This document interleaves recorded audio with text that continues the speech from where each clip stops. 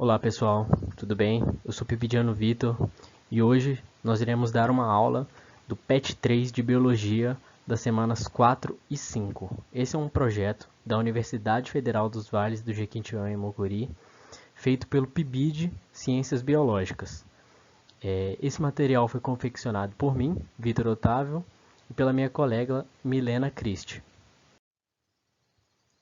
Esse é o tema da aula de hoje, que é sobre evidências e explicações sobre a evolução dos seres vivos.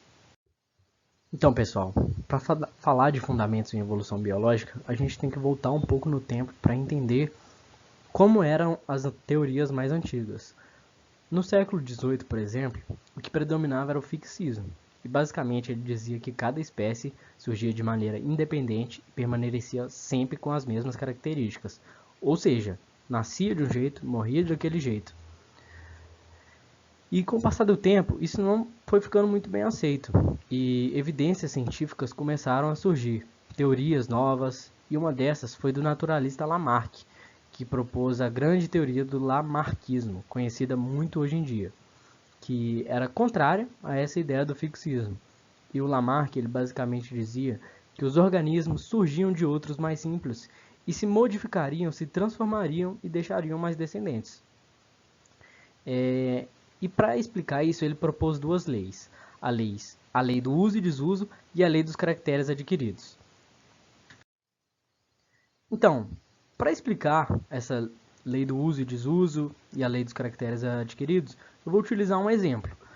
Basicamente, essa lei diz que quanto mais você usar um órgão ou um caractere, mais desenvolvido ele fica. E se você não usar, ele vai atrofiar. E nesse caso, é um exemplo muito conhecido do pescoço da girafa. Por exemplo, o alimento está aqui em cima e a girafa pequenininha está aqui e ela não consegue alcançar esse alimento. Então ela vai usar essa estrutura, o pescoço dela no caso, vai usar, e quanto mais ela usar, mais desenvolvido ele vai ficar. Ou seja, para Lamarck, o organismo reage às mudanças do ambiente. Então, nesse caso, quanto mais ela usar, maior o pescoço dela ficaria. E ela mudaria, ela se modificaria ao ambiente. E não é bem assim que acontece. Essa é um dos porquês do porquê da teoria de Lamarck não ter sido corroborada. Mas para a época, essa foi uma ideia genial e colaborou muito para as ideias futuras. E a lei do caractere adquirido é que basicamente quanto mais ela usava, como eu disse, ela desenvolveria esse órgão. E isso seria passado para os seus descendentes. É isso que é a lei do caractere adquirido. Ela desenvolveria e passava adiante. Ou então atrofiaria e passava adiante. E isso está errado. E quando eu for explicando o porquê, vocês vão entendendo melhor o porquê disso. Então, agora eu vou falar um pouco sobre o darwinismo, que é a teoria de Charles Darwin, que teve uma colaboração do Wallace em 1858. Bom, basicamente aqui para contextualizar, o Charles Darwin ele fez uma viagem de navio que ele passou em diversos locais, inclusive aqui no Brasil. Charles Darwin já esteve no Brasil. Bom, enfim, o Charles Darwin ele propôs a teoria da seleção natural.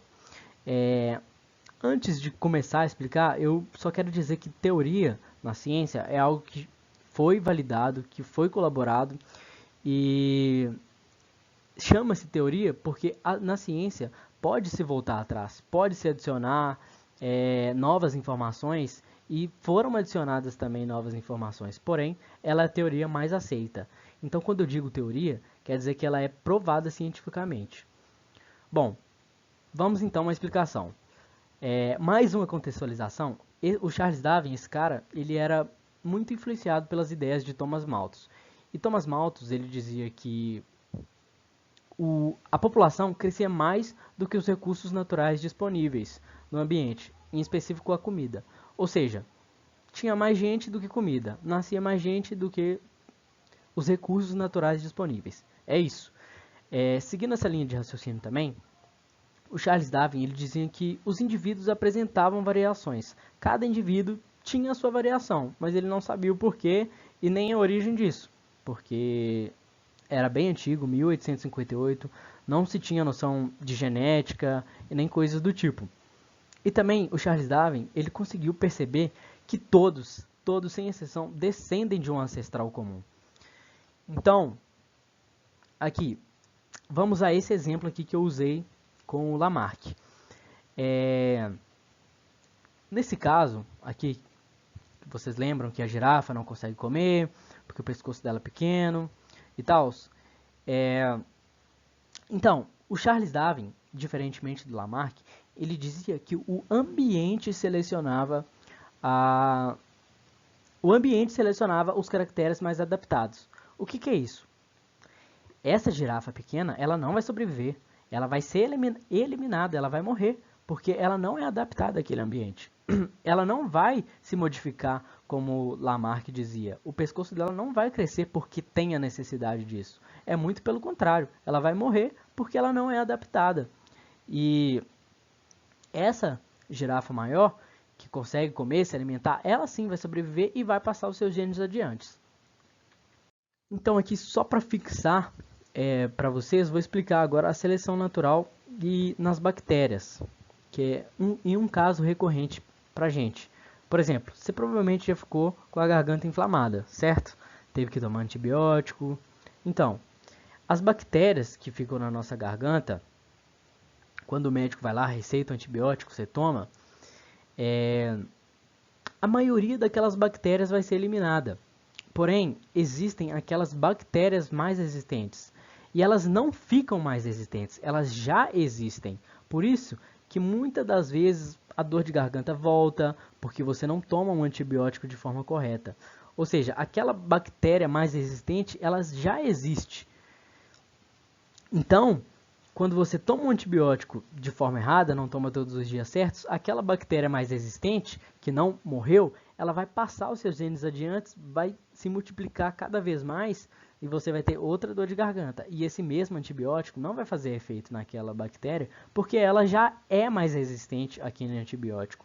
E ela passou os seus descendentes, ou seja, ela se multiplicou porque ela já era mais resistente. Então, é isso. Basicamente é isso. Como propõe a seleção natural, o ambiente seleciona os mais aptos, que no caso foi isso que aconteceu. A bactéria resistente já existia, ela foi selecionada e passou os seus genes adiante. E o que vai ser isso? A teoria sintética da evolução, que a gente chama de neodarwinismo. Bom, são esses mecanismos que explicam a seleção natural, que validam ela. Seja essa a biologia molecular, as mutações que mostram porquê dessas individualidades de cada organismo, a recombinação genética, que é a troca de genes entre um indivíduo e outro, que vai fazer com que eles tenham individualidades cada vez maiores, a migração de uma espécie de um lugar para outro, isso tudo valida a seleção natural. E é isso, gente. Chegamos ao final da aula. Foi uma aulinha curtinha, mas acabei falando, empolgando, e é um tema que gosto muito. Obrigado pela atenção, estudem, e é isso. Qualquer dúvida podem deixar aí nos comentários.